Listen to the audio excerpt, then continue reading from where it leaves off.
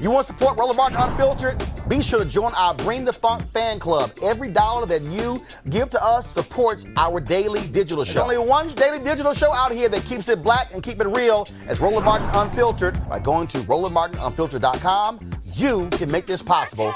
All right, folks, we've spent lots of time on this show talking about the need for more people of color, more African Americans on Democratic congressional staffs. This is extremely important. The Joint Center for Political and Economic Studies, they have been very much involved in pushing for this as well, because when you look at those key positions, African Americans have not been in many of those slots. Joining us right now is Spencer Overton, president of the Joint Center for Political and Economic Studies. Spencer, the New York Times did a story the other day talking about the numerous firsts of African Americans on staff there. Of course, we have been pushing this for a couple of years on the Tom Joyner Morning Show, on my old TV1 show, and here as well. So here we are, several months into the new congressional session. What does it look like?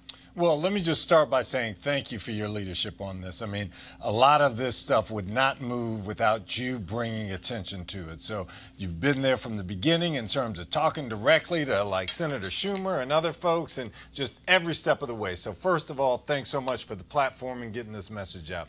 So in terms of where we are, there is some commitment from Speaker Pelosi to this issue, and that's certainly appreciated. We've seen some rules adopted in the new Congress, a diversity office set up, which is great.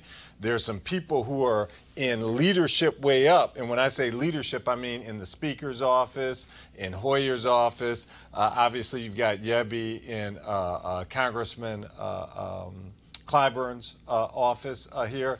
But if you look at kind of the rank and file in terms of the members themselves, their chiefs of staff, their legislative directors, their communications directors, we still have a long way to go. So if you just look at the new members, most of the new members have hired all their staff. About 92% of those spots have been filled. And about 21% of those folks are people of color. So that's up above from before when it was 14%, so that's great, but it certainly falls short of the 38% folks of color who are in the country as a whole. So it still falls short.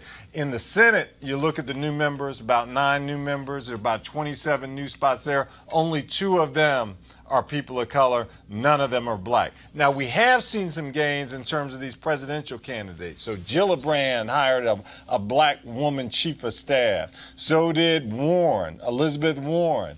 Kamala Harris has a black LD, and I think she's going to get a new black LD possibly coming up. So we have seen candidates who are running for president take this issue seriously. But still, with the Senate right now, we started off in this in 2015. We had only 3 black folks as top staff. Now we have 8, which is great, but we've basically moved from 1% to 2%. So we still got a lot of work to do. I know, of course, the panelists there, they've got some thoughts on this and also some questions. So any of you, take it away. Yeah, I would love the fact that you're pursuing this issue. In the last segment, we heard how important the press is to advance criminal justice issues. Just talk a little bit about the role think tanks and the Joint Center in particular has on pursuing particular issues and advancing this kind of work. Yeah, well, and you know, you're at a great think tank, Dr. Perry. Lifting up data so that we can see change is important. People aren't going to do things out of the goodness of their heart. They're going to do things if you lift this stuff up, and if we get it outside of the Beltway and folks at home call their member and say, where are you in terms of staff diversity? Is your chief of staff black? Is your communications director black? So really, folks at home being armed with that data and holding their members accountable, that's the key. And I think that also brings light to some of those presidential candidates who have taken the lead after looking at the data and said, listen, there is a need for diversity and inclusion, and why wait until we get in office? Let's do it right here on our campaigns. And so it does look good, you know, to have senior leadership look like us, especially if the presidential candidate is talking about our issues.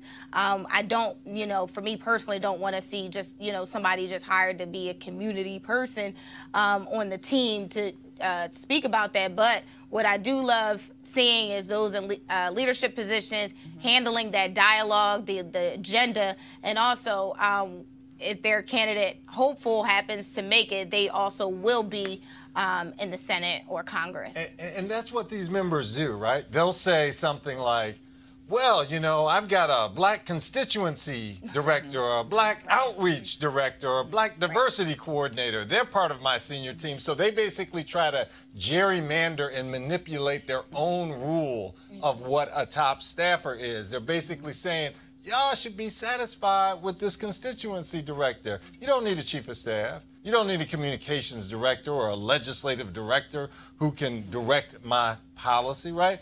And we have to set the terms of what we want. We have to set the terms of our liberation. We can't just use someone else's definition of what's good enough for us.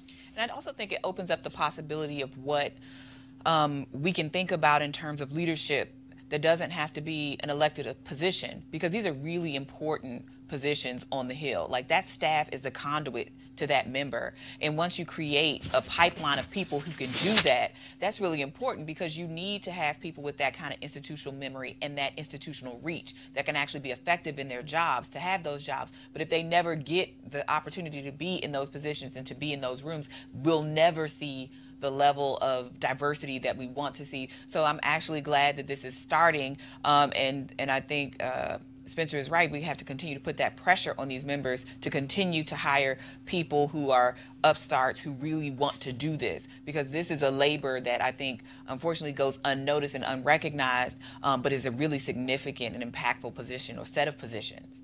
And as Roland has said in the past, these positions, they're pipelines as well. So on one hand, that's how you get to the member, but it's also a pipeline to jobs at big companies, right? It's pipelines to appointments at agencies in terms of being commissioners. So in other words, if you've overseen the committee that confirms people, that's a great way to get to be on the commission or the agency as well, right?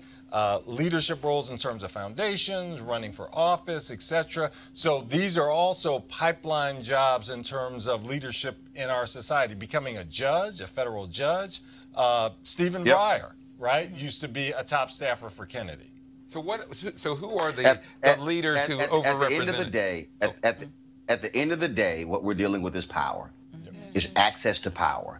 And when we're frozen out of these positions, even if somebody may say, well, this is just a lowly committee position, no, you're in the pipeline to power. And that, unfortunately, is the issue there. And so Spencer certainly, Andre, real quick with your question. Yeah, I was just going to say, who's doing it well? Who stood out in terms of elected officials that have an overrepresentation of people of color? Senator Harris has not done poorly. She's done relatively well in terms of a diverse staff. The senator from Nevada, Cortez Masto, has done a relatively decent job. Interestingly, the CBC as a whole is doing fairly well. They're the most diverse in terms of their top staff. But if you look at these white members, especially white Democrats, on average, their districts are about 37% people of color, and yet only about 8% of their top staff are people of color. Only about 2% of these white Democrats' top staff are black people, right? And so, you know, the white Democrats are not doing well. Exactly. Transcends party. And this is why what we have to continue to say, as black folks, we will not remain political sharecroppers. we also want to be in positions of power. Spencer Overton, we appreciate it, man. Thanks a lot. Thanks for your leadership, Roland. Appreciate you. All right, folks, back to that Roland Martin Unfiltered video in just one moment. All right, folks, calling all HBCU alumni, students, and leaders. Enter the Ford Motor Company HBCU Mobility Challenge and win $25,000 for your school. Building on their long-term support of HBCUs, Ford is looking to improve mobility in HBCU communities through innovative solutions. The winning program will receive a grant of up to $25,000 to implement the proposal. The deadline to apply is March 31st, 2019. Go to FGB.Life for more information and to apply. Remember, Ford goes further in our community. We thank them for being a part of partners here at Roland Martin Unfiltered. Now back to your Roland Martin Unfiltered video.